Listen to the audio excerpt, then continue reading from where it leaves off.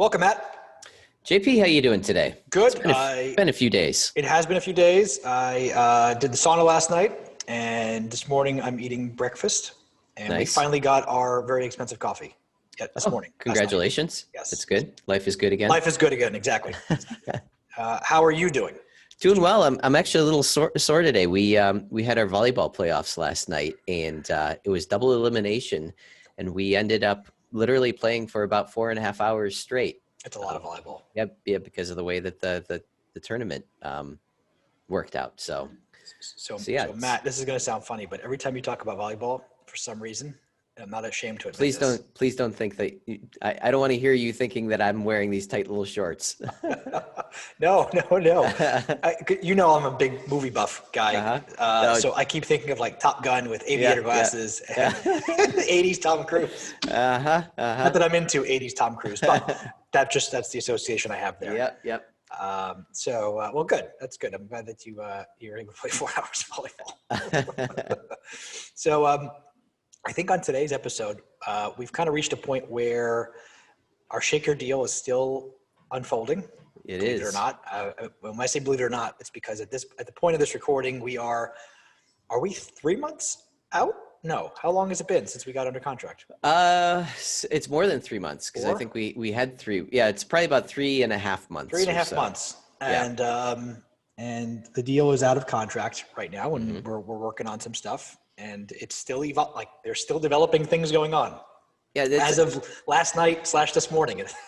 Yeah, we like we said, it's amazing how long it takes for people to evaluate these opportunities and these different situations. So and each investor is a little bit different, or I should say, each equity group is a little bit different. So we're working with. There's probably still 3 or 4 of them in play at this point. So depending on which one we're using, it keep tweaking things back and forth, and it's confusing. So, we had written down some summaries of some lessons learned, and this is, I think, good for anybody that's interested in getting started in real estate investing, and just anyone that's curious about how this story ends, because again, it's still evolving. But, at this point in time, I think one lesson that we can say we learned was that we spent a whole lot of money. And as a result of that, while we didn't currently get to our ultimate destination, i.e. the acquisition and ownership of 275 units, we were able to make some really, really good industry connections. And I think we can speak a lot more confidently about ourselves, about our abilities and our business than we were prior to getting this deal under contract and going through all of this stuff.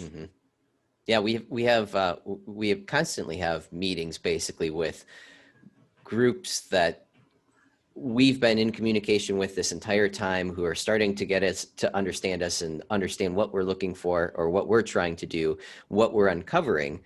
And they're continuing to introduce us to additional groups. So we have more meetings very much so along those lines today. Yeah, that's a good point. I think we've kind of gotten a little blind to that. I mean, it's the point now where we're getting a lot of deal flow that comes in.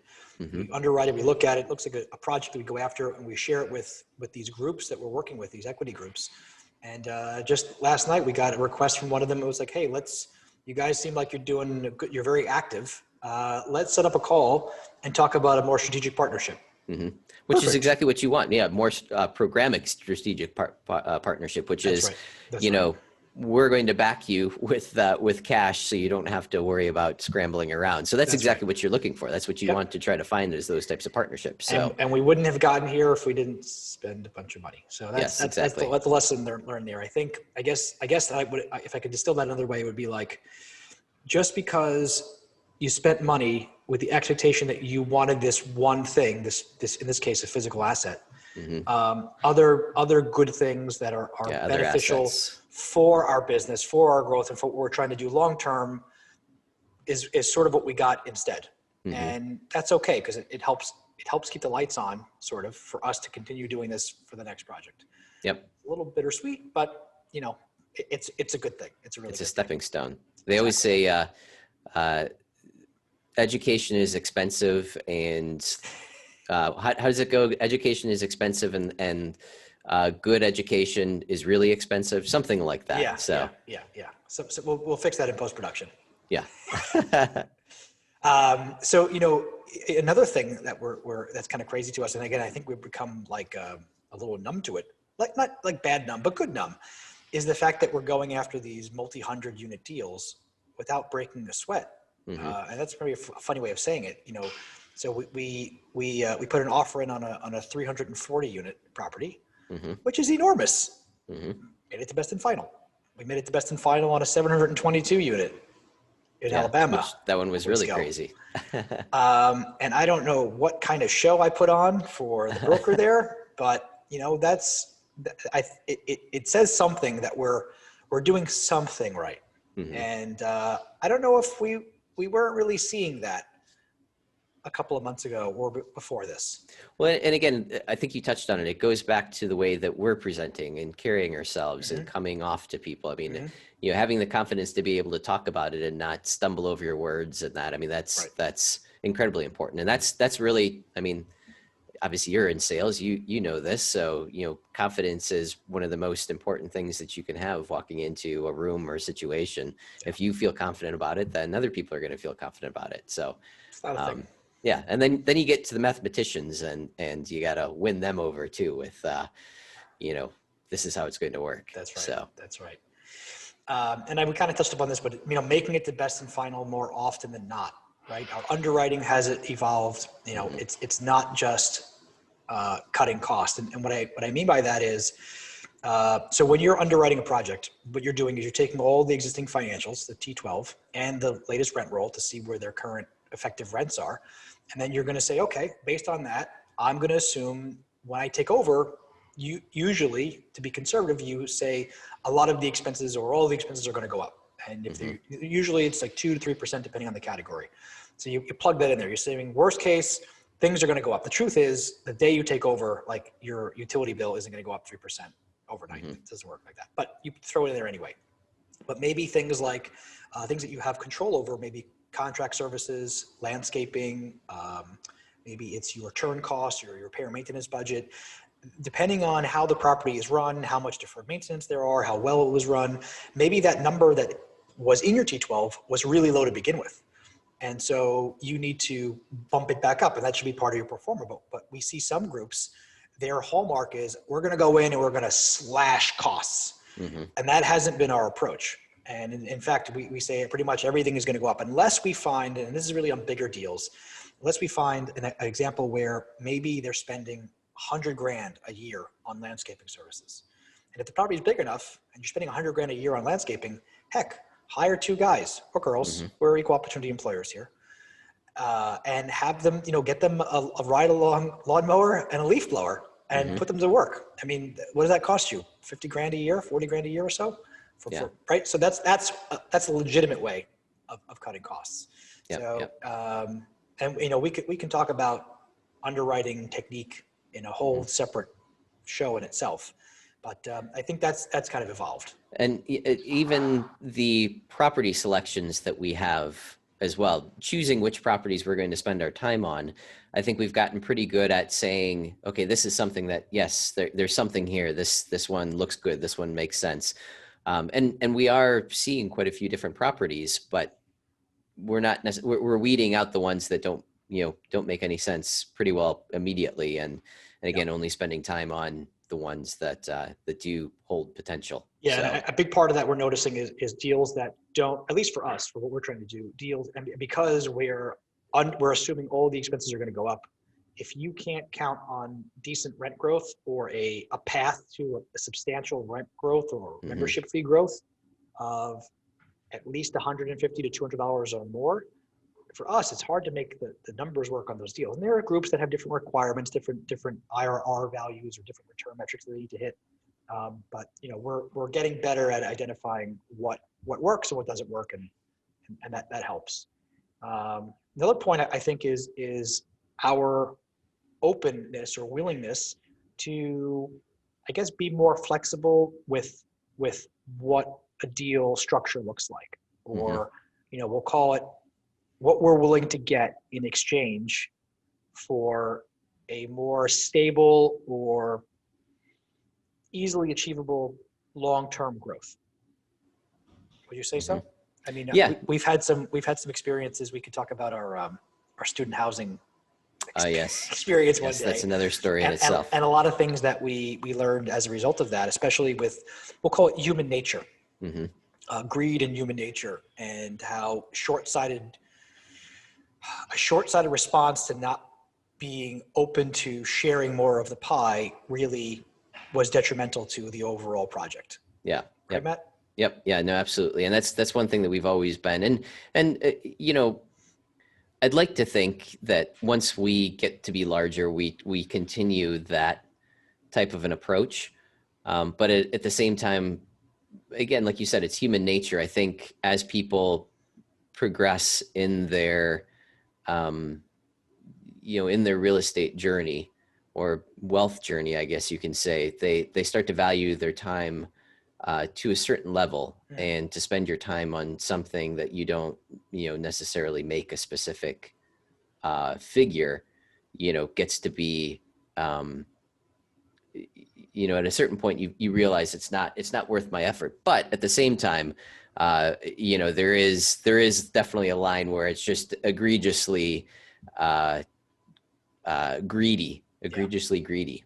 That's a tough one to say, but that's exactly what ended up happening is someone who is saying, I'm only coming in if I can have 60% of the pie, which then that's fine, but you have to contribute 60% of the value Of the that's work, needed exactly, to be, right. that needs to be able to be generated, and that that wasn't the case. So which we're finding, and this is kind of into our next topic, is there's a lot of elements in this industry, mindsets in this industry. I was thinking about this morning about a broker had told me about a deal we're looking at, and his comment to me was, this is a different deal, by the way. Man, the seller for this deal is very difficult.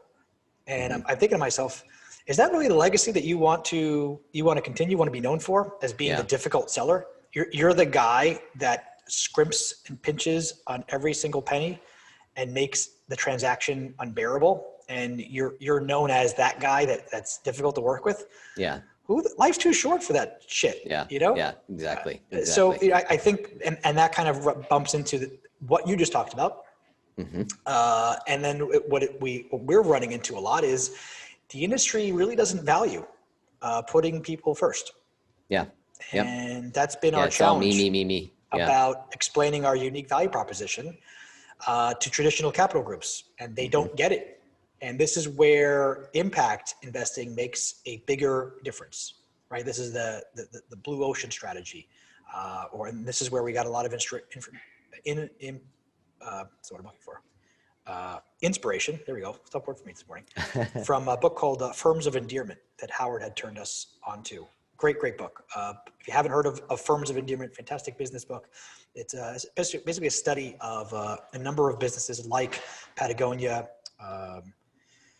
who else? Honda, Container Store, Wegmans, all these businesses that really focus on either their customers or their employees and invest heavily in them, which is counter to what the industry does. The industry, focuses on the investor or focuses on the product or cutting cost or whatever.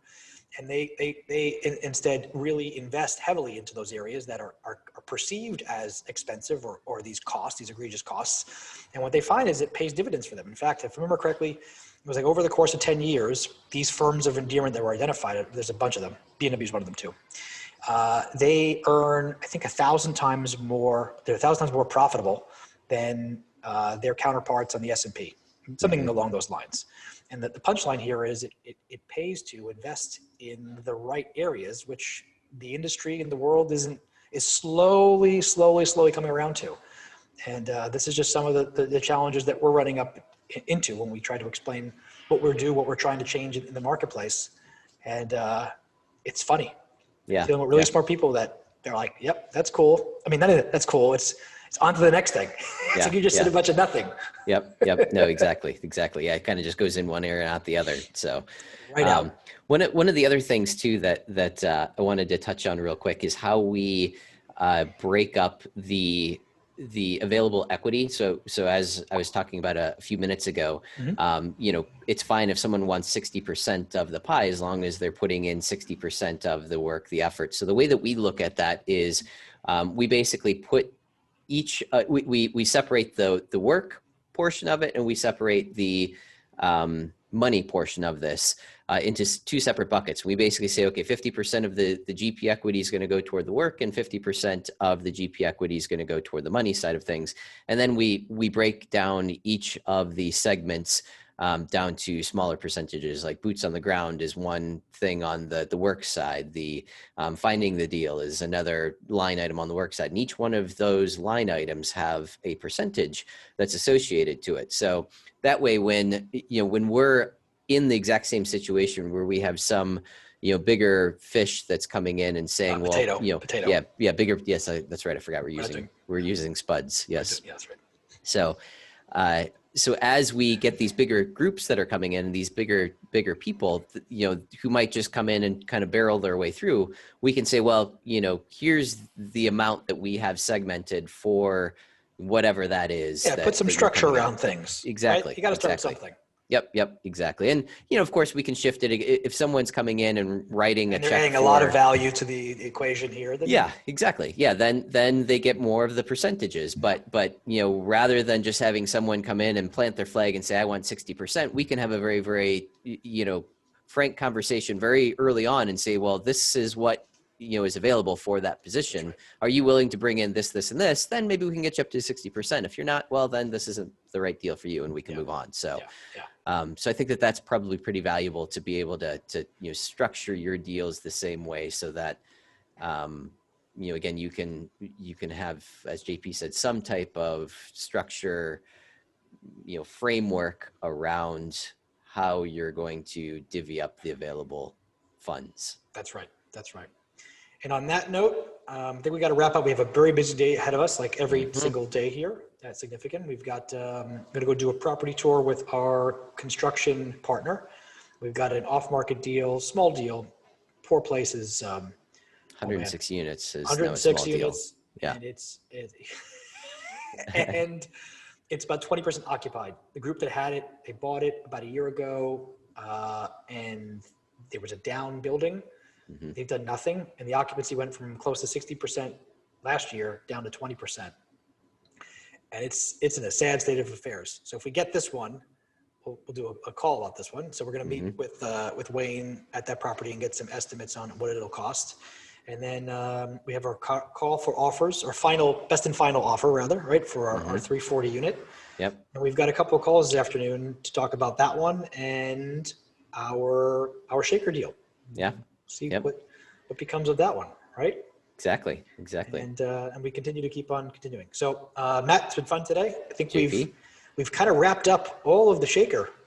I think so. Shaker. Yeah. Now we're gonna have to jump into the next one. Yeah, exactly. Everybody's caught up. So everyone's caught up. So that's it. So thank you again for listening. Please like, subscribe, share, all that good stuff, so that we can keep doing this and provide some feedback. You liked it, didn't like it.